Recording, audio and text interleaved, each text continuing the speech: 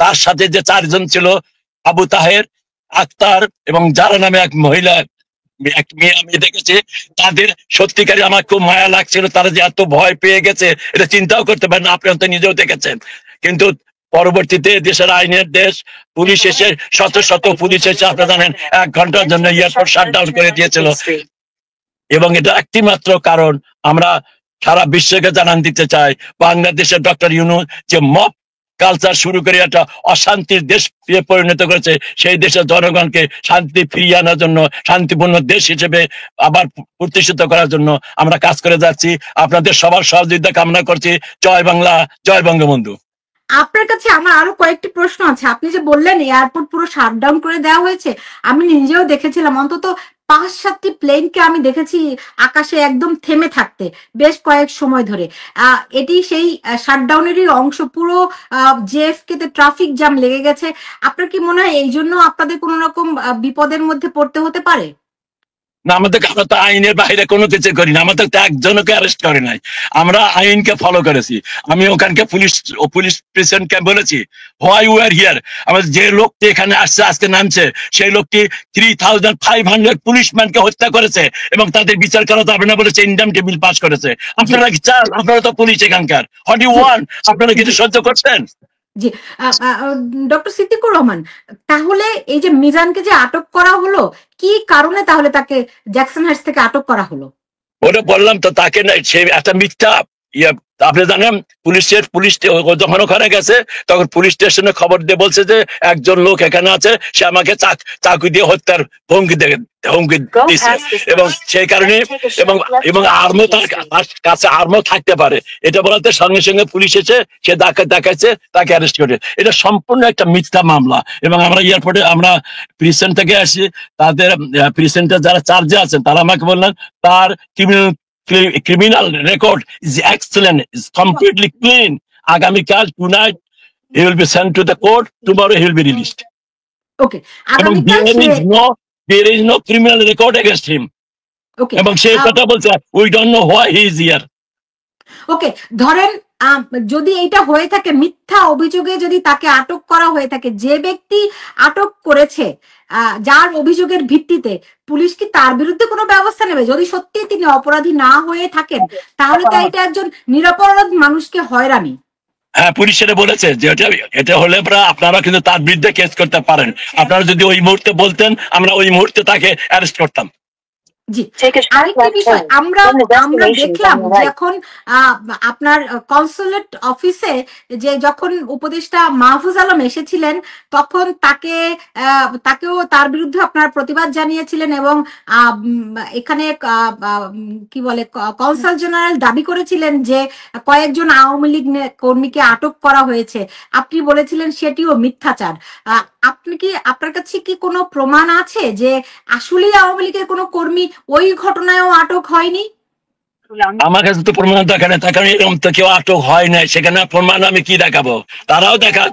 তারা এই consul general সাহেব যে বললেন আমি যে অপরাধ করেছি আমার 3 বছর জেল হবে, আমি তো আজ পর্যন্ত পুলিশ থেকে, কোর্ট থেকে বা কোনো জায়গা থেকে আমি এটা কোনো চিঠিও পাইনি, আমি কোনো ফোন কলও পাইনি।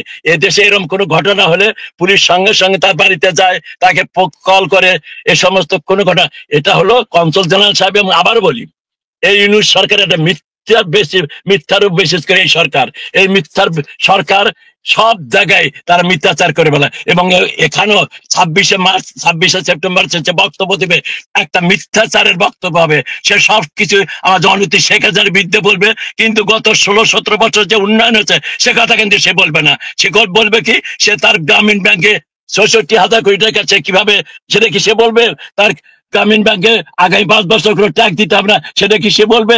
সে কি বলবে তার গ্রামীণ ব্যাংক নামে একটা ইউনিভার্সিটি নিয়েছে, সে কি বলবে তার আত্মীয় স্বজন সবাইকে তার উপদেষ্টা বানানো হয়েছে, তার গ্রামীণ ব্যাংকের এনজিও সরকার বানানো হয়েছে, সেটা কি সে বলবে? সে বলবে না। সে একটা কমপ্লিটলি প্যাথোলজিক্যাল লায়ার। তার মতো প্যাথোলজিক্যাল লায়ার দ্বিতীয় কোনো তার মতো লেভেলের লোক আছে বলে আমার জানা নাই। উনি আমাদের একমাত্র লোভনীয় শান্তিতে, উনি সেই শান্তিকে অশান্তিতে পরিণত করে শুধু বাংলাদেশে নয়, উনি আজকে নিউ ইয়র্কে এসেছে, নিউ ইয়র্কে এসে উনি অশান্তি সৃষ্টি করছেন। ডক্টর সিদ্দিকুর রহমান, আমি আজকে তো সারাদিন ভরই আপনাদের কর্মসূচি দেখলাম, বিএনপির কর্মসূচি দেখলাম, জামাতের কর্মসূচিও দেখেছি। আমি একটা প্রশ্ন আমার জানতেই ইচ্ছা করছে যে ধরেন আপনাদের যাদেরকে দেখলাম, আপনারা কম বেশি সবাই এই নিউ ইয়র্কের বাসিন্দা কিংবা এই মানে পুরো আমেরিকারই বাসিন্দা। আপনারা যাদেরকে আমি দেখলাম, বাংলাদেশ থেকে বেশ কিছু নামি দামি রাজনৈতিক নেতা আছেন, অনেক আওয়ামী লীগের সঙ্গে সংশ্লিষ্ট ব্যক্তিবর্গ কিন্তু নিউ ইয়র্কে অবস্থান করছেন।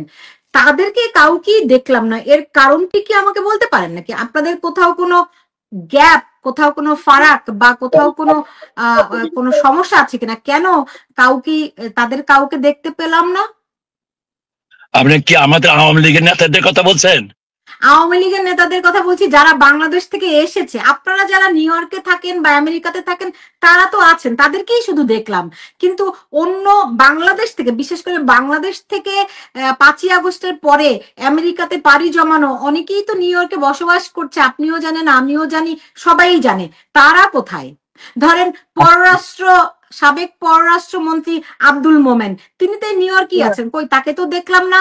এরকম নাম ধরে ধরে বলতে গেলে নিজাম চৌধুরী, তাকেও দেখলাম না। আরো অসংখ্য আওয়ামী লীগের আমি নাম ধরে ধরে আপনি চাইলে আমি সেই লম্বা 100-এর উপরে ছাড়িয়ে যাবে, তাদের একজনকেও দেখলাম না। কারণটি কি? আমরা তাদের কোনো সুযোগ দেই নাই। কেন? সেটা বলবো না। আমরা তাদের কোনো সুযোগ দেই নাই। That's my answer.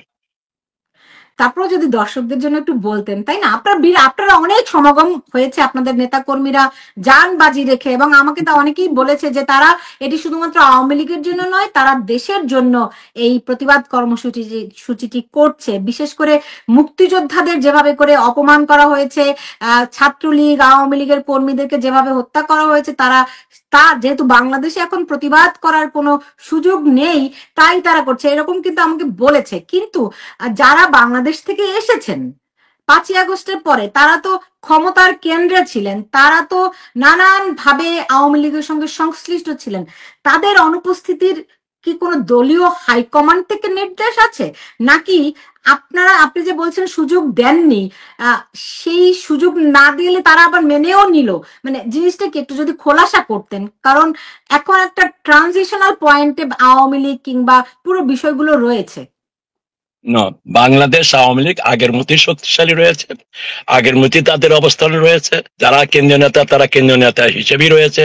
তবে আমরা যুক্তরাষ্ট্র আওয়ামী লীগের আমরা একটা সিদ্ধান্ত নিয়েছি, এই আন্দোলন আমাদের জননীতি শেখ হাসিনার জন্য, যাকে জোরপূর্বক অন্যায়ভাবে দেশ থেকে বাইরে পাঠানো হয়েছে। এই আন্দোলনটা আমার তাদের জন্য, এবং যাদের সাথে নিলে আমার সেই আন্দোলন ক্ষতিগ্রস্ত হতে পারে, কোশ্চেনেবল হতে পারে, সেই জন্য আমি কিছুটা এড়িয়ে চলি। এবং আমি থাকাকালীন, আমি যতদিন পর্যন্ত এই আন্দোলনের আমি দায়িত্বে থাকবো, আমি বাংলাদেশ থেকে তাদের নেতা কর্মীদের রেখে যারা এখানে অবস্থান করছেন, আমি তাদের আমার এই প্ল্যাটফর্মে জায়গা না দেওয়ার একটা আমি মনস্তাত্ত্বিক একটা আমার সিদ্ধান্ত রয়েছে। এবং আমার নেতা কর্মীদের সাথেও আমি সে নিয়ে আলাপ আলোচনা করেছি যে আন্দোলন, যুক্তরাষ্ট্রের আন্দোলন আমরা নেতৃত্ব দেবো। আমরা শুধু একজনের কথা শুনবো, সেটা হলো মাননীয় প্রধানমন্ত্রী জননেত্রী শেখ হাসিনা। আমি যা করি, যা সিদ্ধান্ত নেই, যে কর্মকাণ্ডগুলো করি, ওনাকে জানিয়ে ওনার অনুমতি সাপেক্ষেই আমি সব সিদ্ধান্তগুলো নেই। তার অর্থ এই নয় যে আমার কোনো সেন্ট্রাল নেতার প্রতি আমার কোনো বিরূপ মনোভাব রয়েছে, বা মন্ত্রী বা প্রতিমন্ত্রী ছিল তারা তাদের স্থান থেকে তারা কাজ করছে কিনা আমি সে ব্যাপারে আলোচনায় যাব না।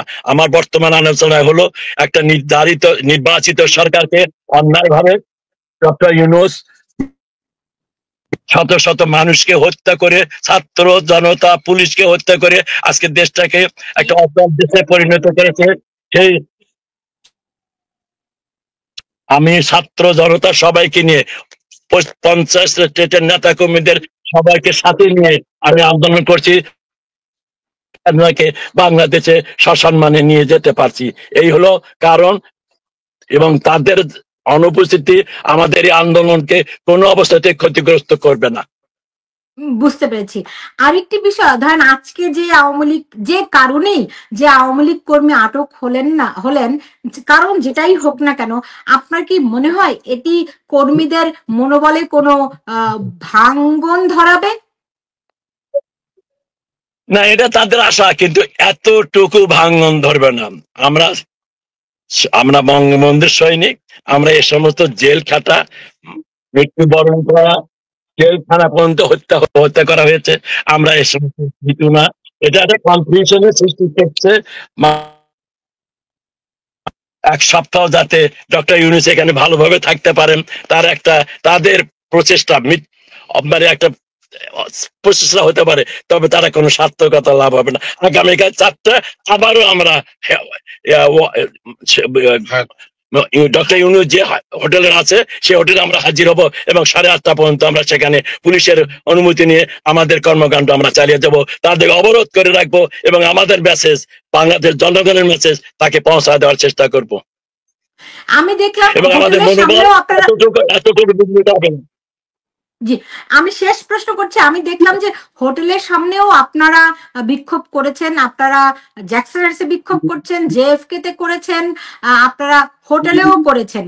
তো কিন্তু পরবর্তীতে আমরা দেখলাম যে যাকে ডিম মারা হয়েছিল আক্তার, সে সহ ওখানে বিএনপির কর্মীরা হোটেলের সামনে প্রতিবাদ কর্মসূচি বা আওয়ামী লীগের বিরুদ্ধে স্লোগান দিচ্ছে, তারাও কর্মসূচি পালন করছে। আপনারা কি মনে করেন যে তাদেরকে আপনারা সত্যি সত্যি অবরুদ্ধ করে রাখতে পারবেন? অবস্থ করেছি তো, ওরা আমাদের সামনে এসেছিল, আমাদের ভয়দের তারা ভাগিয়ে চলে গেছে দোকান থেকে। আমরা যখন তাদের প্রশ্ন করেছি ইউ আর কিলার, তখন দোকান থেকে ভেঙে গেছে। ওরা কয়েকজন আসছিল, তার ওখানে এসেছিল। এটা তো বাংলাদেশ পানি, এটা বাংলাদেশে মত সরকার এখানে চলবে না।